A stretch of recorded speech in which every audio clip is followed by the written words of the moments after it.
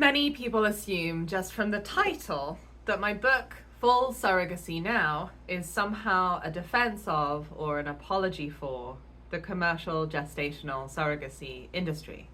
Nothing of the sort. I am extremely clear from page 1 that markets in commodified pregnancy are vivid embodiments of local as well as planetary logics of reproductive stratification, by which we mean the division of human reproduction into grossly unequal layers, social layers or classes, whereby the needs of wealthy families in the global north, in the ruling classes worldwide, are valued and cared for with relative abundance, while the households of racialized, colonized, proletarianized people worldwide are not only relatively devalued, but actively extracted from for their surrogate labors as cleaners, maids, cooks, nannies, and now indeed gestators of the children of the rich. The contracts that we usually refer to as surrogacy sometimes harness, nowadays, the labor of middle-class women, such as military wives with favorable medical insurance packages in the United States, who are able to command high wages for their surro-services. Overwhelmingly, however, they exploit surrogacy contracts, exploit the poverty and bioavailability of populations that are either precarious domestically, or, when the markets are transnational especially, deeply circumscribed by coloniality and neocolonialism, just as most technological and care or service sector outsourcing is. But that's the point. It is important to interrogate our impulse to talk about gestating, or for that matter sex, as so very different from all other labor under capitalism. Many of us are perhaps more familiar, given the decades of organizing and theorizing that has occurred around sex work, with what happens to feminism when it exceptionalizes one particular industry, the sex industry, as a domain of quote-unquote slavery, whose workers can never really be listened to or organized alongside, but have to be rescued.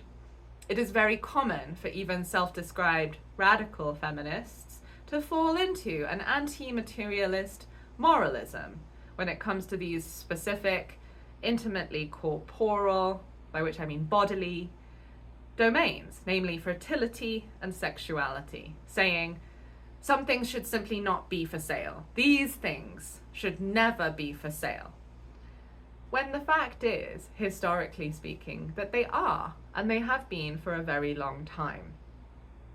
Which is not to say that any of this is somehow just okay, but rather it is to say that exceptionalism around these industries is a surefire way to forget what feminist radicals have for so long insisted is already the case about the unwaged domain of baby making and heterosex, namely that all of that non-market mediated reproduction that capitalism depends on is also work, which can or might be organized in and against, in solidarity with waged domestic workers, with quote-unquote prostitutes, and in solidarity with those quote-unquote gestational carriers that we currently call surrogates or surrogate mothers.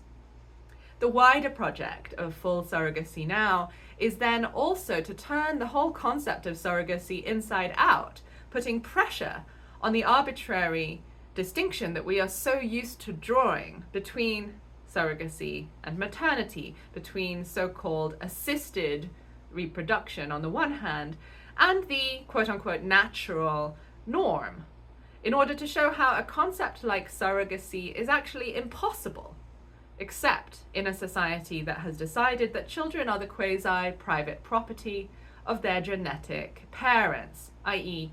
that parenthood is private authorship, tantamount to ownership.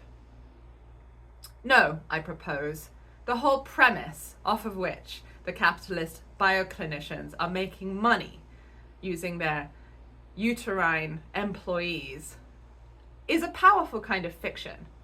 There is a level of reality, an insurgent kind of counter-reality or counter-kinship already here, in which all children already belong to all of us, and in which all people recognize that we deserve and need so much more mothering than is possible via the patriarchal institution of motherhood. Anyone can mother. Mothering is a labor with no fixed or unmovable gender. And as I lay out, the Black lesbian radical tradition especially teaches us about polymaternal care communization as a matter of mothering against motherhood. None of this is to say that there is anything inherently good or utopian about what we currently call gestational surrogacy right now in general. Rather, it is to remain open to all kinds of sites of care labor, waged or unwaged, in which we can find glimpses of quote-unquote real surrogacy. What I suggest might be a surrogacy worthy of the name. The material reality of human life is that we are the makers of one another. The task, politically speaking, is for us to learn to act like it.